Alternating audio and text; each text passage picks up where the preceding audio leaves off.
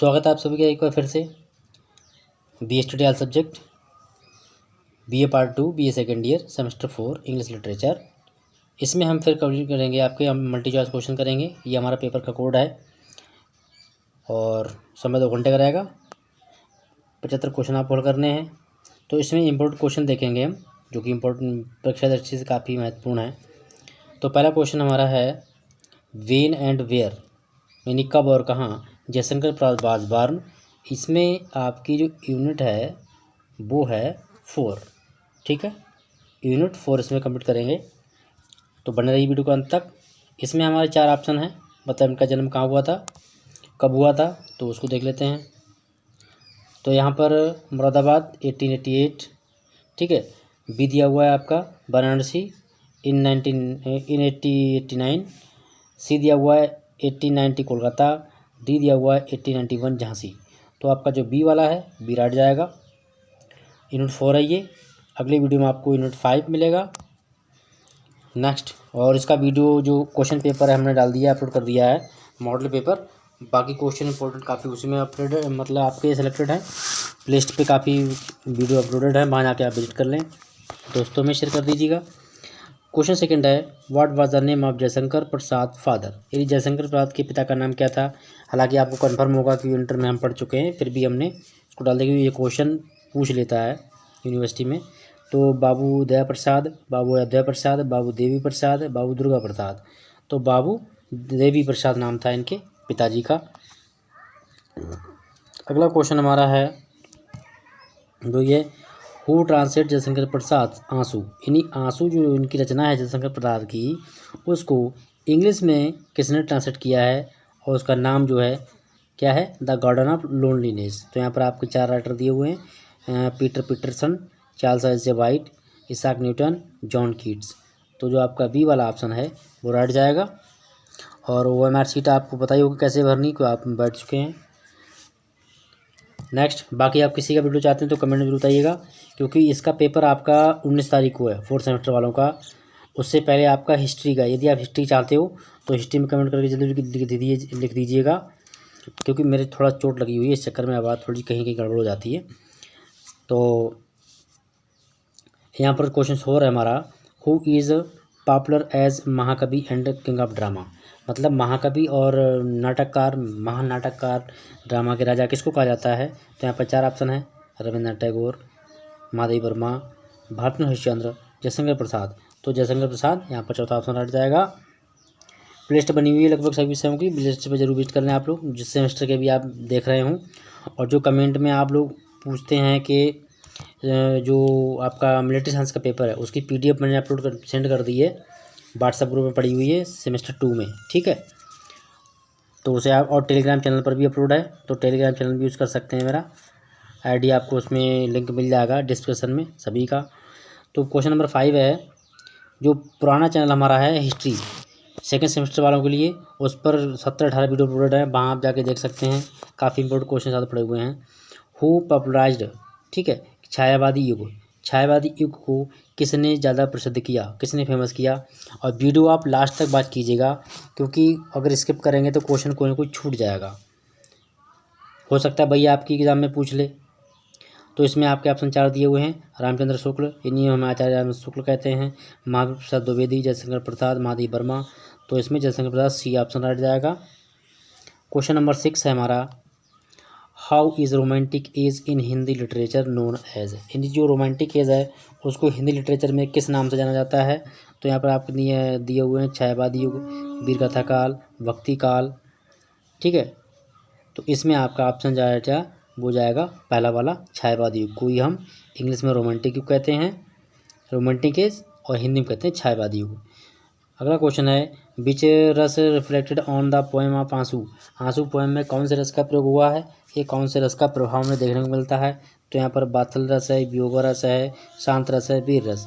तो वियोग रस, क्योंकि ये दुखद है कविता है, ये एलएसी है, तो स्वाभाविक आप समझ लीजिए कि वियोग रस का ही मतलब इसमें यूज़ होगा, कोई भी कविता हुई आपकी।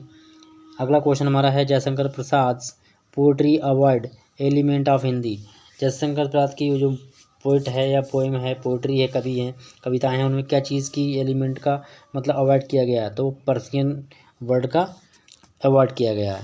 क्वेश्चन नंबर आपका 9 है।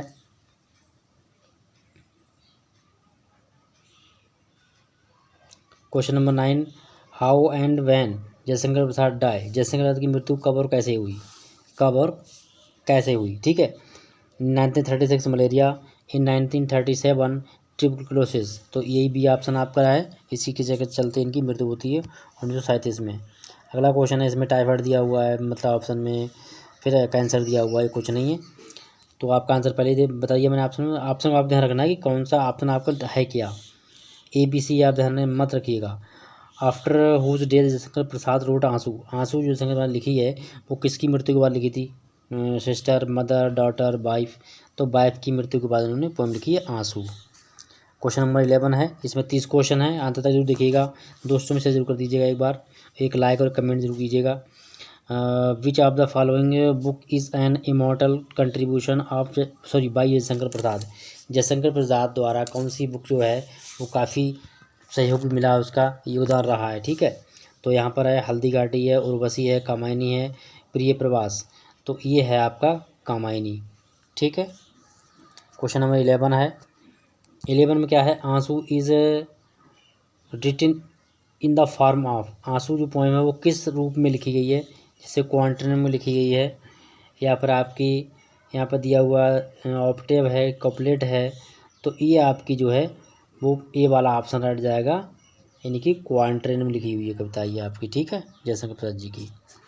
क्वेश्चन नंबर है 13, what is the name of Jayshankar Prasad epic, Jayshankar Prasad का जो एपिक है यानी कि महाकाव्य, उसकी क्या, उसका नाम क्या है, शिवरानी देवी, प्रेम पथिक, कामायनी या फिर कनन कुसुम, तो प्रेम पथिक है वो इनका महाकाव्य है, ठीक है। अगला क्वेश्चन हमारा है, how many parts has poem आंसू बीन डिवाइड इनटू, आंसू जो पोएम है वो कितने पार्ट में डिवाइड हुई है, 2 पार्ट्स में, 3 पार्ट में, 4 पार्ट में या फिर 5 पार्ट में, तो 4 पार्ट में डिवाइड है, ये ऑप्शन सी रट जाएगा। क्वेश्चन नंबर अगला है हमारा 15, why was the name, what was the name है, ठीक है, what was the name Jayshankar Prasad first wife, Jayshankar Prasad की पहली पत्नी थी, उनका नाम क्या था, राजानी,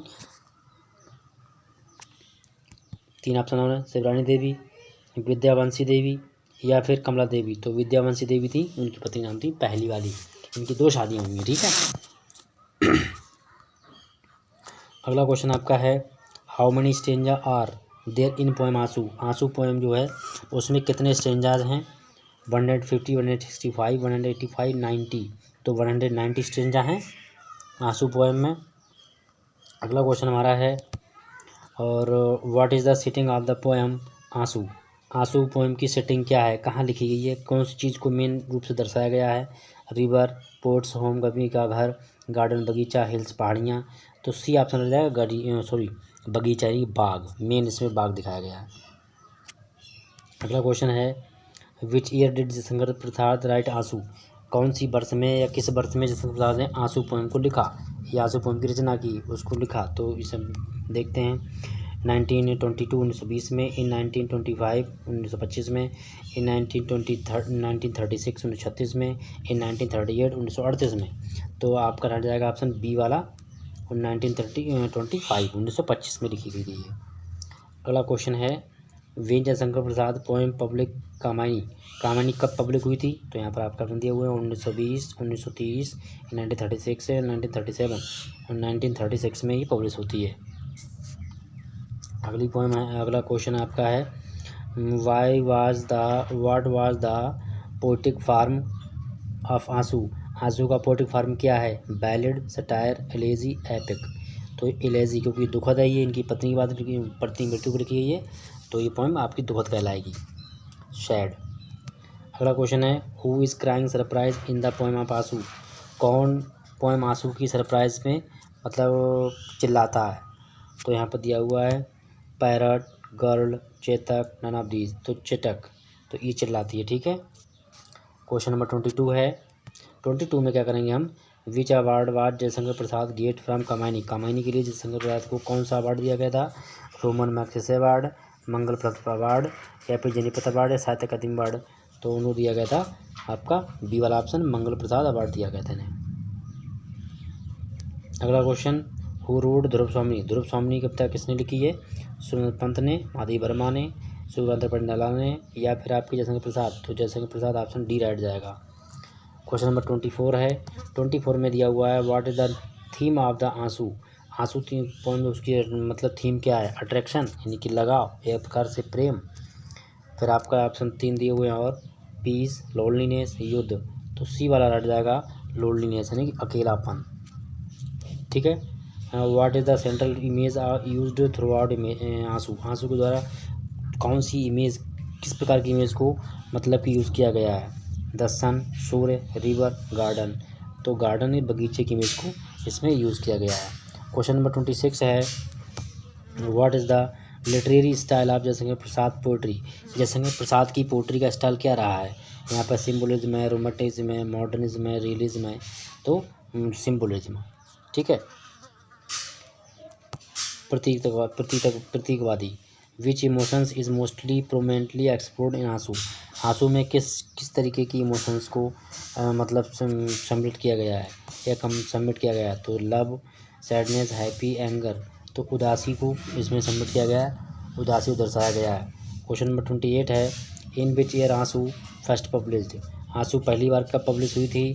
तो यहाँ पे ऑप्शन दिए हुए हैं इन 1905, इन 1915, इन 1920, इन 1925, इन 1915 में इसको पब्लिश किया गया था, पहली बार पब्लिश हुई थी पोएम ये। ठीक है। अगला क्वेश्चन आपका है 29, बस लास्ट क्वेश्चन, वीडियो समाप्त होने वाला है, अभी एक क्वेश्चन बचा हुआ है बस।